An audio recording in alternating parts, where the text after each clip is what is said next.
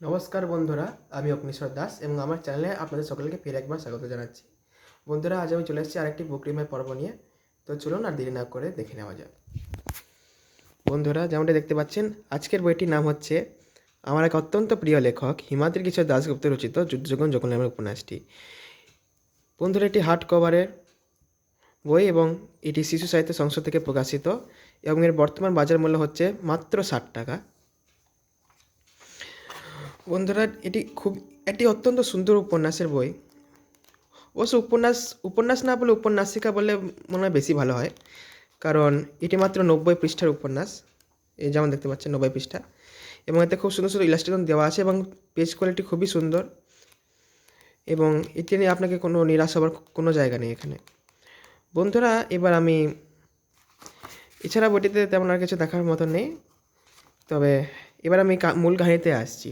বন্ধুরা, এটি দুই বন্ধু পার্থ এবং অনিকেতদের ডুয়ার্সের একটি অভিজ্ঞতার গল্প।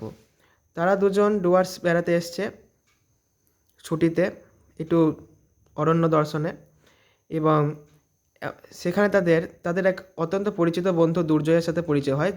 সে আবার ওখানকার ফরেস্ট রেঞ্জার, মানে রেঞ্জার অফিসার যাদের বলে তারা। এবং এই দুর্জয়ের সাথে স্যানেল সাহেবের সাথে পরিচয় হয়। তিনি দুর্জয়বাবুর সহকর্মী, এবং তিনি তার স্ত্রী ও কন্যা সহ ডুয়ার্সে এসছেন বেড়াবার উদ্দেশ্যে এবং কর্মসূত্রেও বটে। এবং তাদের সাথে পার্থ অনেকে খুব ভালোই ভাব জমে ওঠে, এবং তারা একদিন একটি বেশ গুন্ডা প্রকৃতির লোক যার নাম মেমং টাইগার, তাদের সাথে দেখা হয়। এর সাথে দুর্জয়বাবুর একেবারেই স্বাদ নেই, এবং তাকে চোরা শিকারি এবং চোরা কাঠ চালান ইত্যাদি অপরাধের জন্য দুর্জয়বাবুর সাথে প্রায় মুখোমুখি হতে হয়।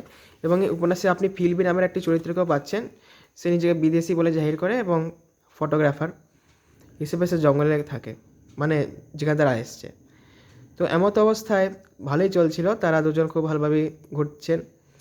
তো তারা এই জঙ্গলের দুই অত্যন্ত জনপ্রিয় দুই অধিবাসী কথা জানতে পারে। তারা হচ্ছেন মহাকাল নামের এক হস্তি এবং ইঞ্জিন নামের এক গন্ডার।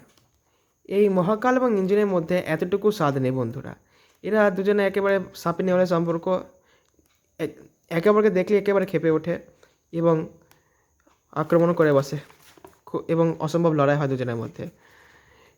এরা কেন একে অপরকে সহ্য করতে পারে না সেটা উপন্যাসে একেবারে শেষের দিকে বলা হয়েছে তার কারণটা। এমতো অবস্থায় পার্থ অনিকেতের সাথে একের পর এক অপ্রীতিকর ঘটনা ঘটতে থাকে।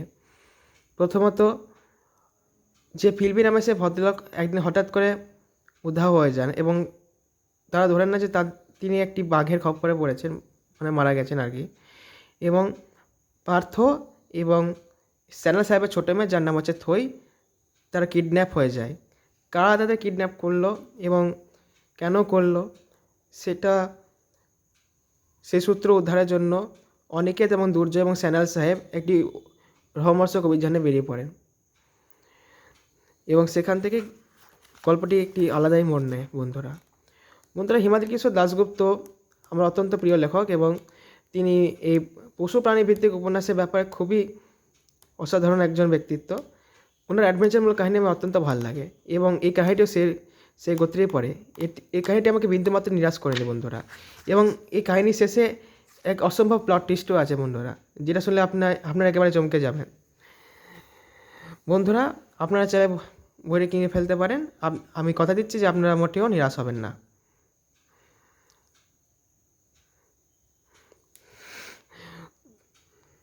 ষাট টাকায় এত সুন্দর একটা উপন্যাসিকা পেয়ে যাচ্ছেন, আর ভাবার কি আছে।